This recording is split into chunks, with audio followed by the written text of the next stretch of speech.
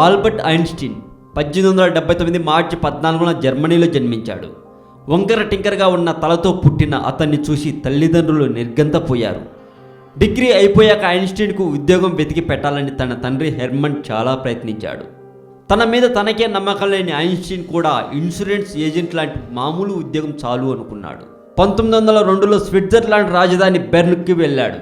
ఒక స్నేహితుడి సహాయంతో అక్కడి స్టేట్ పేటెంట్ ఆఫీసులో క్లర్క్గా జాయిన్ అయ్యాడు.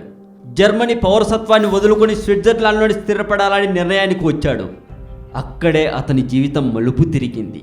ఐన్స్టీన్ ఉద్యోగం సైంటిస్టులు తయారు చేసిన పరికరాలకు పేటెంట్ రైట్స్ మంజూరు చేసే కార్యాలయంలో పనిచేస్తున్న ఐన్స్టీన్కి అతనిలోని పరిశోధకుని బయటికి తీసుకొచ్చింది. ఐన్స్టీన్ చేసినటువంటి ప్రయోగాల గురించి ఇప్పుడు మనం తెలుసుకుందాం. కాంతి తరంగాల రూపంలో కాకుండా చిన్న చిన్న బుల్లెట్స్ లాంటి చిన్న చిన్న విడిభాగాల రూపంలో ప్రయాణిస్తుందనే విషయం చెప్పాడు. ఈ భాగాలని తర్వాత ఫోటాన్లు అని పిలవటం మొదలుపెట్టారు. టెలివిజన్, లేజర్స్ బీమ్స్ ఇవన్నీ వీటి మీద ఆధారపడి పనిచేసేవే.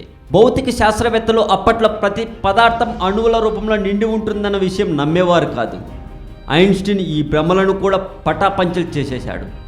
ఆ తర్వాత E=mc² అనే ఫార్ములాను తయారు చేశారు. శక్తికి పదార్థానికి సంబంధం బయటపెట్టాడు. ఇవన్నీ ఒక రకమైతే ఎవ్వరి ఊహలకు అందని ఒక విషయాన్ని గుర్తించారు ఐన్స్టీన్. ఇంతకీ అదేంటో ఇప్పుడు తెలుసుకుందాం. The special theory of relativity, ప్రత్యేక సాపేక్షత సిద్ధాంతం. ఏదైనా ఒక వస్తువు కాంతి వేగంతో ప్రయాణం చేస్తే కాలం స్తంభించిపోతుందనేది దీని సారాంశం. సమయం అనేది ఒక ప్రవాహంలాగా కొన్నిసార్లు నెమ్మదిగా కొన్నిసార్లు వేగంగా కదులుతుందని ఆయనే కనుగొన్నాడు. అందరూ భావిస్తున్నట్లు సమయం స్థిరంగా ఉండదని, స్థిరంగా ఉండేది కాంతి వేగం మాత్రమే అని ఆయన ప్రకటించాడు. ఈ సృష్టిలో కాంతి వేగం మాత్రమే స్థిరమైనది అనే స్టేట్మెంట్ నిజమే అయితే మిగిలినవన్నీ దానిపై ఆధారపడి మారిపోతూ ఉండాలి. దీని అర్థం వేగం పెరిగిన కొద్దీ సమయం నెమ్మదిగా కదులుతుంది. ఒకవేళ ఏ మనిషి అయినా కాంతి వేగంతో ప్రయాణం చేయగలిగితే అసలు సమయం అన్నది ముందుకు జరగదు. ఒక చోటు నుండి చాలా దూరం ప్రయాణం చేసిన తర్వాత కూడా బయలుదేరినప్పుడు సమయం ఎంతో, గమ్యాన్ని చేరేసరికి కూడా అంతే అవుతుంది. శాస్త్ర ప్రపంచంలో ఈ సూత్రానికి ఉన్న ప్రాధాన్యత అంతా ఇంత కాదు. కాలం అన్నది అన్ని సందర్భాల్లో ఒకేలా ఉండదని ఐన్స్టీన్ అర్థం చేసుకున్నాడు. ఒక వస్తువు ప్రయాణం చేస్తున్న వేగాన్ని బట్టి ఆ వస్తువు విశ్వంలో ఎక్కడ ఉండేదాన్ని బట్టి సమయం కూడా మారిపోతుందని మొట్టమొదటిసారిగా తెలియచెప్పాడు. కానీ 30 సంవత్సరాలు కూడా నిన్నని ఐన్స్టీన్ సాధించిన విజయాలను అతన్ని ఆ కాలపు సైంటిస్టులు పట్టించుకోలేదు. అతని సిద్ధాంతాలను ఊహాగానాలుగా కొట్టిపారేశారు. వస్తువులు కాంతి వేగంతో ప్రయాణం చేసేటప్పుడు కాలం స్తంభించిపోతుందన్నది ఐన్స్టీన్ ప్రతిపాదించిన సాపేక్షత సిద్ధాంతం. దీనిని నమ్మలేని కొందరు ఒక సందేహాన్ని లేవనెత్తారు. కాంతి కిరణాలు ఎటు వంగకుండా ఒక రుజు మార్గంలో ప్రయాణం చేస్తూ ఉంటాయి. కానీ వస్తువులు అలా కాదు. భూమి మీద కానీ అంతరిక్షంలో కానీ ఏ వస్తువు కొంచెం కూడా సడలకుండా సరళ రేఖలాగా ప్రయాణం చేయటం సాధ్యం కాని పని. అలాంటప్పుడు కాంతి గమనంతో వాటిని ఎలా పోల్చగలం అంటూ వాదించారు. అయితే ఈ వాదనలో నిజం ఉందని ఐన్స్టీన్కి కూడా అనిపించింది. అప్పుడే అతను ఒక నిర్ణయం తీసుకున్నాడు. కాంతి కూడా రుజు మార్గంలో ప్రయాణించట్లేదని రుజువు చేయాలి, లేదా తన సిద్ధాంతం తప్పు అని అంగీకరించాలి. అందుకోసం మళ్ళీ మేఘమదనం మొదలుపెట్టాడు. ఈ క్రమంలో ఐన్స్టీన్కి ఒక బలమైన ప్రతితో ఢీకొనవలసి వచ్చింది. అతనెవరో కాదు, సర్ ఐజాక్ న్యూటన్. చెట్టు నుండి ఆపిల్ కింద పడడానికి కారణం భూమి ఆకర్షణ శక్తి అని న్యూటన్ చెప్పాడు. కానీ ఐన్స్టీన్కి ఈ వివరణపై నమ్మకం లేదు. భూమి లాగటం వల్ల కాకుండా ఏదో శక్తి దానిని పైనుండి కిందికి నెట్టుతుందని అతను భావించాడు. భూమి సూర్యుని చుట్టూ ఎందుకు తిరుగుతుందని ప్రశ్నించగానే సూర్యుని ఆకర్షణ శక్తి వల్ల అని అందరూ జవాబు చెబుతారు. నిజానికి అసలు కారణం అది కాదు. సూర్యుడు తన చుట్టూ ఉన్న స్పేస్ని దూరంగా నెట్టుతూ ఉంటాడు. అది భూమి మీద ఒత్తిడిని కలిగిస్తుంది. భూమి తాను కూడా శక్తి మేరకు స్పేస్ని నెట్టడానికి ప్రయత్నిస్తూ ఉంటుంది. ఈ వ్యతిరేక శక్తుల ప్రభావం కారణంగానే భూమి సూర్యుని చుట్టూ తిరగగలుగుతుంది. అయితే ఇదంతా ఐన్స్టీన్ మనసులో మెదిలే ఊహ మాత్రమే. దీనిని ఎలా నిరూపించాలో అతనికే తెలియదు. కానీ ఈ థియరీని ప్రూవ్ చేయగలిగితే సాపేక్షత సిద్ధాంతం నిజమే అవుతుంది. 1905లో ఐన్స్టీన్ పబ్లిష్ చేసిన పేపర్స్ని చదివి అతన్ని మెచ్చుకుంటూ ఒక ఉత్తరం కూడా వ్రాశాడు. మేక్స్ ప్లాంక్ సైంటిస్ట్ 1915లో ఒక యూనివర్సిటీ తన టీంతో కలిసి పనిచేయమని ఆహ్వానం పంపింది. ఒక్కసారిగా ఐన్స్టీన్ కాస్త ప్రొఫెసర్ ఆల్బర్ట్ ఐన్స్టీన్గా మారిపోయాడు.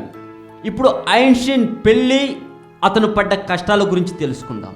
1903లో తన ఫ్రెండ్ మిలేవాను పెళ్లి చేసుకున్నాడు. మొదట్లో వాళ్ళు అన్యోన్యంగా ఉండేవారు. కానీ రాత్రి పగలు తేడా లేకుండా గదిలో ఒంటరిగా కూర్చొని ఏదో ఆలోచిస్తూ పిచ్చి గీతలు గీసే తన భర్త అచ్చట్లు ముచ్చట్లు తీర్చడానికి సిద్ధంగా లేడని ఆమెకి త్వరలోనే అర్థమయ్యింది. ప్రొఫెసర్గా తన జీవితాన్ని గడుపుతున్న ఐన్స్టీన్ మాటి మాటికి దేశ విదేశాలకు తిరుగుతూ ఉండేవాడు. ఇదంతా చూస్తున్న తన భార్య ఐన్స్టీన్తో విడిపోవాలని నిర్ణయించుకుంది. అప్పటికే వారికి 3 పిల్లలు. తన బ్రెయిన్లో ఐడియాలు తప్ప జేబులో పైసలు లేని ఐన్స్టీన్ తనకి త్వరలోనే నోబెల్ బహుమతి వస్తుందని, ఆ ప్రైజ్ మనీ మొత్తం కుటుంబ పోషణ కోసం ఇచ్చేస్తానని భార్యకు హామీ ఇచ్చాడు.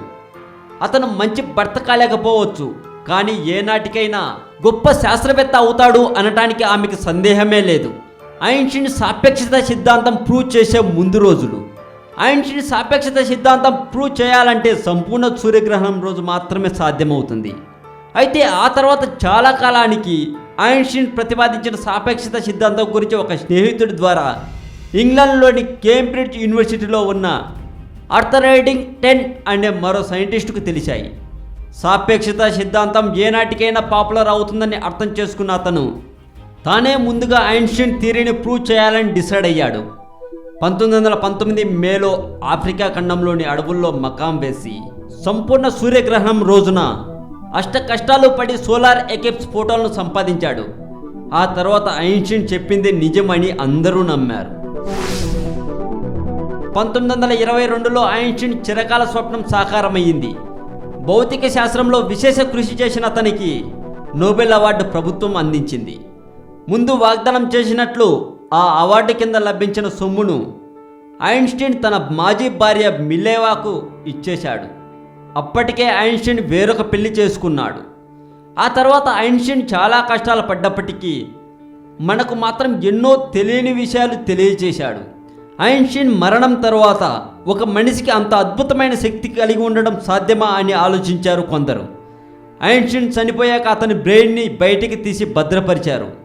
దానిపై ఇప్పటికీ ప్రయోగాలు జరుగుతూనే ఉన్నాయి. ఈ విషయం మనలో చాలామందికి తెలియకపోవచ్చు. ఐన్స్టీన్ గురించి మరింత సమాచారం సమయం చూసుకొని చెబుతాను. అంతవరకు చూస్తూనే ఉండండి తెలుగు మోజో. ఈ వీడియో మీకు నచ్చినట్లయితే లైక్ చేయండి, షేర్ చేయండి. ఈ వీడియో మీద మీ కామెంట్ కూడా పోస్ట్ చేయవచ్చు. అలాగే సినిమా న్యూస్ కోసం మా ఇంకొక ఛానల్ టాలీవుడ్ సెంట్రల్ ఛానల్ని కూడా సబ్స్క్రైబ్ చేయండి. ఆ రాణి అందానికి అద్దం పట్టేలా ఉంటుందట. అర్థం లేని మాటలు చెప్పినా అందరూ తలాడించే వాళ్ళే కానీ నోరు విప్పి మాట అనేవాళ్ళు కాదట.